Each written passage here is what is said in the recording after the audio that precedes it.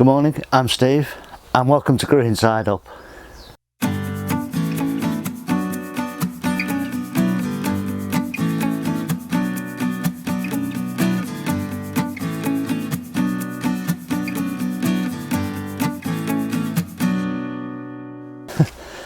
Okay, I'm getting on with planting the annual flowers out in the cut flower bed at the back of this polytunnel this morning. I've got 4 or 5 different varieties to plant out. I'm a little bit late this year, normally sort of getting these in through April really, and into May, and we're now in June, although you wouldn't think it with this blinking weather. I mean, you hit into June, one of the sunniest months of the year, you hope, and look at where's it gone. I don't know, it's been absolutely roasting for months and all of a sudden temperatures drop a good 10 degrees and I'm having to put my tatty old fleece on just to keep a little bit warmer till I get warmed up working. But it's ridiculous. But anyway, hopefully the warm weather will come back in a week or so. So I'm just getting on with planting some asters here. These are a late season plant, so they'll be good to go with in the vase with things like the dahlias and zinnias and stuff. I've got about 30 odd plants here, so we'll just throw these in the ground.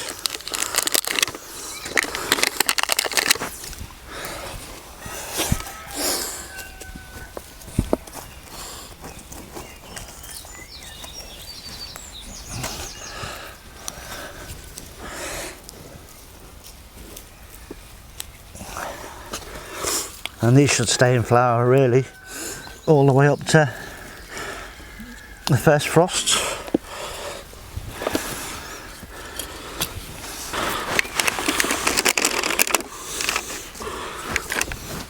So we'll just get these last few in and we'll go and plant something else just for the change.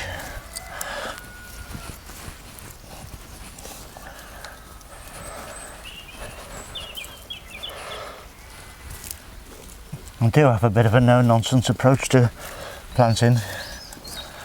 Dig an hole, chuck a plant in it, green side up, job done.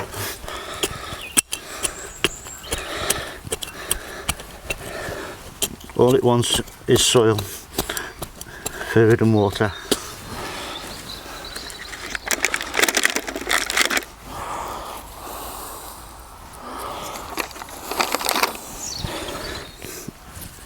And that's all I give it.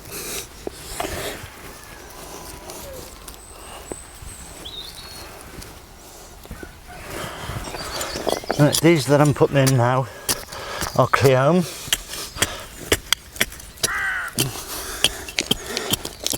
Leaving a bit of a gap between the sweet peas so I can get down there and pick them.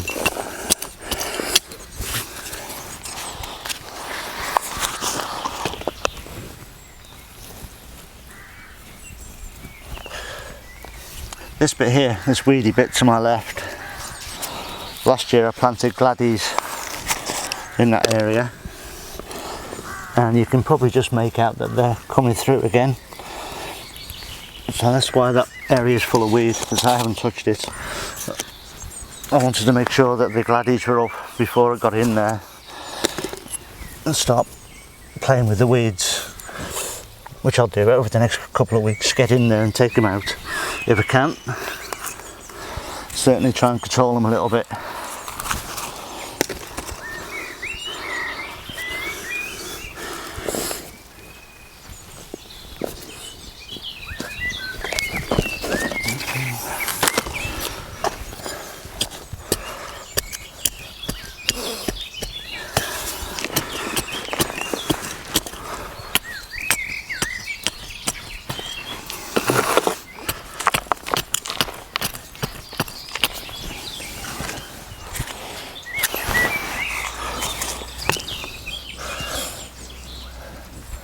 So you have to watch these plants when you're cutting them for the vase.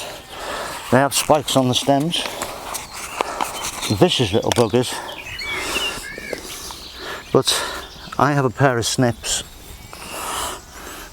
that I use for cutting flowers. I'll show you them in a little while. And as I pick the flower, I snip the thorns off there and then, before they even go in the bucket, so I don't get caught out, because I have been caught out on them before.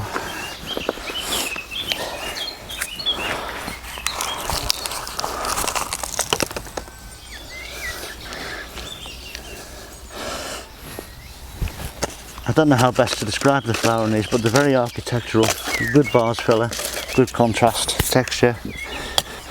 So next up, Gypsophila, tiny little flowers, also known as baby's breath. These are great for sort of filling a vase out. I think it's Sarah Raven who uses them and uses the plants in this way, and she makes a sieve in her vase with foliage, and then she'll poke the flowers into that sieve. She's got a wonderful way of describing how she puts vases together. But yeah, a couple of sprigs of Gypsophila and a couple of nice roses, a dahlia or two or something, and you've just got this most amazing vase of flowers.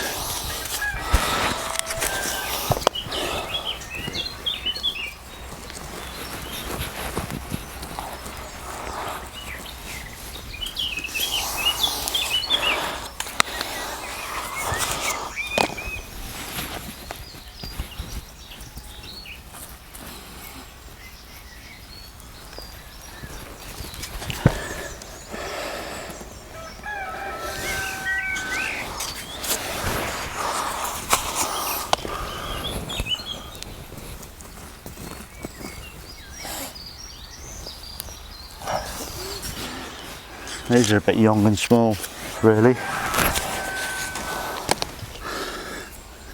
And time waits for no man. Chuck it and chance it.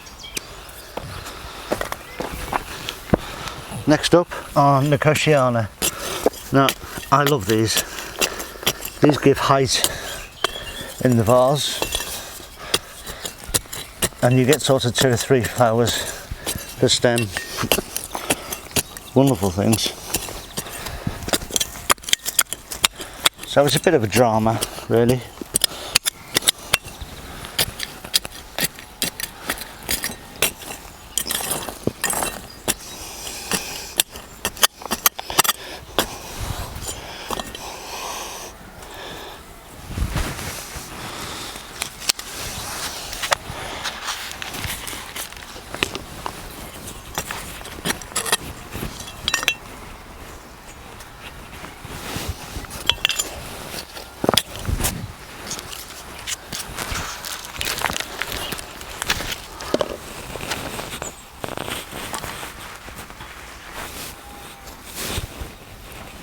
And these will be a mix of colours.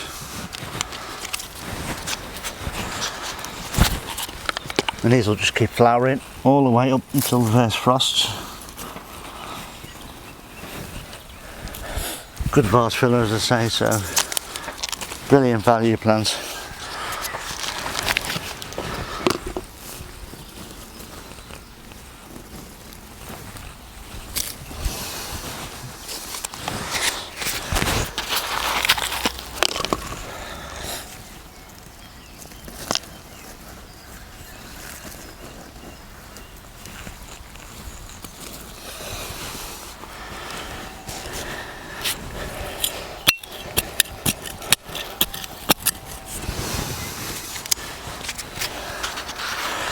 I'll do a couple of patches of these.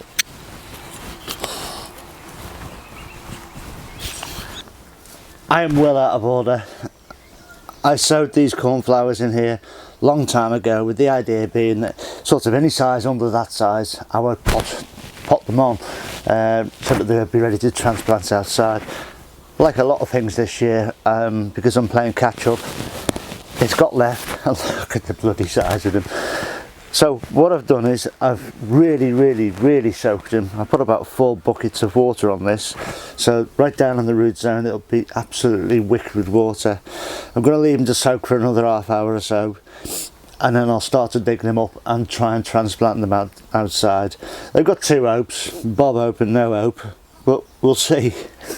We'll just give them a go. I mean, these are basically ready to flower. I'll try half of them outside, I'll leave the other half in here and they can flower in here and I can enjoy them here. But we'll see how we get on. I can't believe I've done this really, but there you go.